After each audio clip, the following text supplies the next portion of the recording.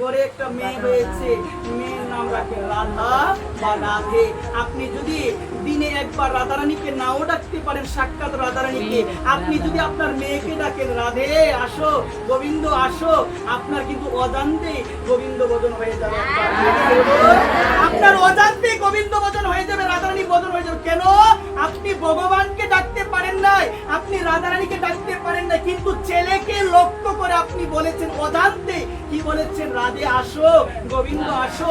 অনেক সময় আমরা মা এবং বাবাদের বলি, বাবা আপনার ঘরে যখন একটা সন্তান হবে, আপনি না আপনার সন্তানের নামটা রাখবেন ভগবানের নাম অনুসারে, যদি মেয়ে হয় রাধারানীর নাম অনুসারে রাখবেন। তখন অনেক সময় বাবা এবং মা আমাদের প্রশ্ন করে, যদি গোবিন্দের নামে রাখি তাহলে যদি আমার ছেলে যদি দুষ্টামি করে, তাকে যদি আমি বকাবকি করি, তাহলে কি আমার অপরাধ হবে কি না? একবার প্রেম চলো, অপরাধ হবে না। ভগবান আসল গুণটা গ্রহণ করবে, 12টা গ্রহণ করবে।